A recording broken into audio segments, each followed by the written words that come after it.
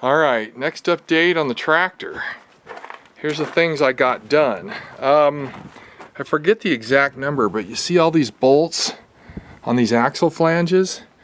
I think I tightened like 18 of them. They were seriously loose, some like one turn loose. I read somewhere that sometimes the Chinese don't cut their threads very accurately, and it leads to loosening. So I've taken to looking for loose bolts everywhere I can find on this thing. So this side and the other side I've tightened. Ironically, there was no leakage, which means the axle's probably empty. So I need to pull the plug wherever it is. Maybe it's that right there, and check this. The big news is I got the steering working again, the power steering, and here's why. Let's see. All right, you see that shiny oval-shaped label there, and just to the right of it, right here, there's a big hex. I took that hex out and took out, there was a spring and a couple of valves that had a small hole through them, maybe millimeter and a half in diameter, and there was a metal shard stuck in the hole. So I pulled it out, put it all back together, and man, the power steering on this thing is now 2 fingers. Sorry, so it's 2 fingers. It's really, really good. So this is called a diverter valve, and it was the problem. Now, I talked to the previous owner after I did that, and he said that when this cylinder here was changed, you can see the other one's still kind of the original color, kind of a dull orange. When this one was put on, that's when the steering stopped working right. So I don't know if they put this on, he put this on, I don't know the answer, but he said the steering stopped when this was done, when this was swapped out. So what they did is this was leaking, the seal. You know, you've seen, there's millions of videos on YouTube for changing the seals. Well, he took the cylinder down to them, and how they did it I don't know, but they bent the rod. So they made this one up for him, and it's I don't know, it's a smaller outer diameter. It's got a larger rod on it. It's a lot different than the other one. It seems to work about right, but anyway, that's where he said that all originated from. He said I should have charged him more money for the tractor too. I said, well, you know, I fixed it. So put a new radiator cap on, 13 psi. I thought I ordered 15 psi, but that's okay. The cap on here pegged with the meter on my tester, so and all these hoses were loose. The hose clamps, all of them were loose everywhere. So I've run it a couple times, and it seems to be doing pretty good. I want to add an overflow canister. You can see the hose leaving right here, and it's a little crushed by the intake tube, and put a can of some kind on the other side there, a catch can. We are in the desert after all, and we need to be careful with our cooling and stuff. Let's see, what else did I get done? That was a lot of work. This thing here, oh, there it is again. Okay, here's our diverter valve. I would gladly give you guys the credit for the forum that I had the information from, but for the life of me I can't remember it. Anyway, I'll put a link down below, you know, down here somewhere. I'll put a link down there to where I got the information, and I read a bunch of their threads, and you know, I read the thread that I thought was the solution to my problem at 1 in the morning, and they said, oh, some of these tractors have a power steering reservoir and a pump in the front of the radiator. So in my bathrobe at 1 a.m. I came running out here, and no, there's just an air filter. It's all there is here. There's just a damn air filter. So I had to read some more, and then they talked about a diverter valve, and this guy talked about it, and he says it's got this oval-shaped label on it. And I said, okay, right. And there's a hex on the end. You unscrew it, and stuff starts falling out. So what I also did to purge it is I pulled You see that faded pink handle there? You pull out on it, it kills the engine, right?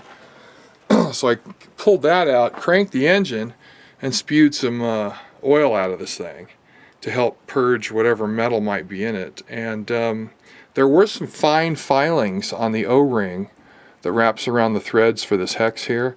There was some fine filings, so I sprayed that off with some brake cleaner. And it did, there's a cylinder that's way deep in here, and I pulled that out and looked at it. It also has like a 1 millimeter or maybe a 1/16 hole in it. And so I got to look at everything carefully. So it was fine, you know. Hopefully there's not any metal anywhere else. It was a pretty big shard. It looked like a it looked like a toenail clipping. I know that's gross, but that's what it looked like. Anyway, so that made the steering work like magic now. I can literally use 2 fingers on this thing and it steers. It's just a whole nother beast. So that was very helpful. So what do we got left here? I started to try and make threads for this thing. Where are we?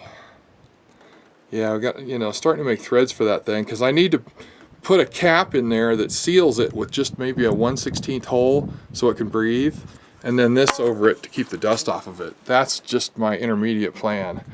If I could make a better cap, I'll try to. I don't have a lot of material for that right now, and as I've said before, my lathe has the wrong gears in it, so it'll never make the exact thread you want it to make, which just sucks. So if anybody has 44 tooth gears, 2 of them 1/2 inch thick, with a 1/2 inch bore through the center, talk to me. It would really help a lot.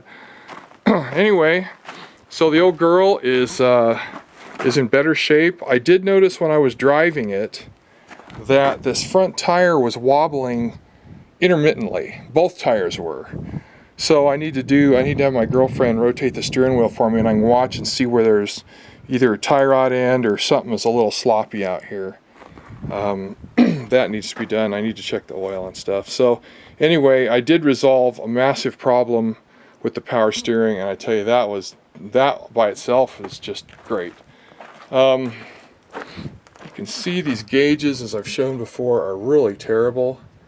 This one still functions, the amp meter, and I need to find my gauge set. I can't remember. I got a Jeep gauge set and I got a Ford gauge set, and I gotta see which one resembles this and see if you can you take 2 spoons and you put under each side and you pop that off, and you can pop a good one on.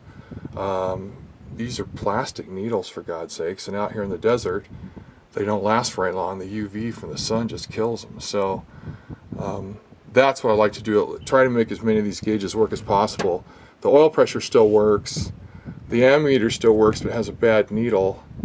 And then these guys over here, water temp's been replaced with another gauge that you can't see. It's way down low. And a fuel gauge, I think it actually still works. So if I replaced 2 of them, I'd have almost a full instrument panel. And so I've put 283. I've put 5 hours on this thing. Ooh, yeah, it's easy to drive now. It's a lot easier to drive. So what do I do next? I have no idea. I don't know what else I'm going to do next. I bought some fuel in a diesel fuel in a 5-gallon can, and I put it in my Dodge diesel, and I came to put some in here and I spilled it all over the damn place. You see the stain there? So I took some carb cleaner and I sprayed it to try and dry it out. What a pain. So the lesson is fill up the fuel with the hood up. And then at least you don't get it all over the hood. Anyway, so it's working good, a lot more fun to drive. The weather's warming up. It's 62 degrees today.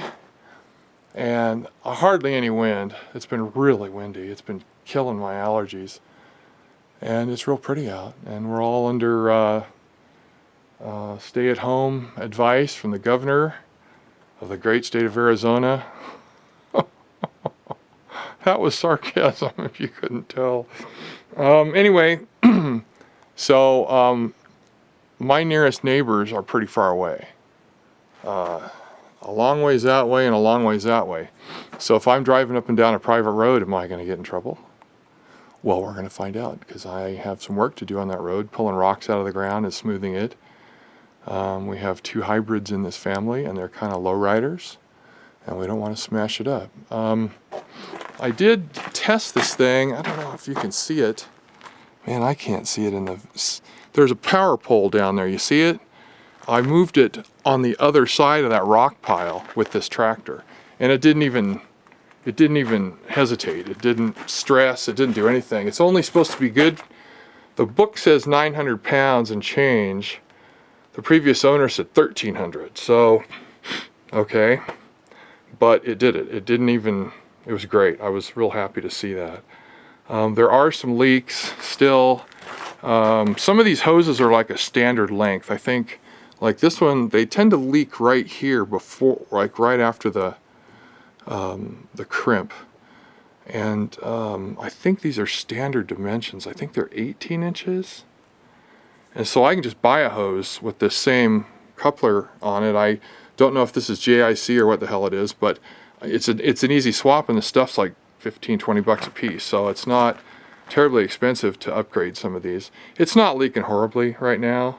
The worst leak for hydraulic fluid is obviously the tank itself. Sorry for my shadow, but it leaks out of that cap really bad. Oh, look at all the bugs. Holy crap. Well, it's that time of year again. I guess they like oil, but oil doesn't like them. Anyway, so that I got to get fixed, because hydraulic oil is not cheap. He gave me a few gallons of it, and that was very helpful. Can you see over there on the handle for the front bucket? There's you know, all kinds of leaking going on. So I'll spray that clean and tighten them up a little bit and see what we got. Some of these fittings, I would prefer to use, you know, the correct type of wrench on them, a flare tube or flare nut fitting. But these are huge. Some of these are probably an inch. I see that one's probably 3/4 of an inch. So anyway, that's what I've got to do. And I don't know. I guess I'm rambling, because this is just a lot of fun to drive now. You just fire it up and go bomb around and do stuff.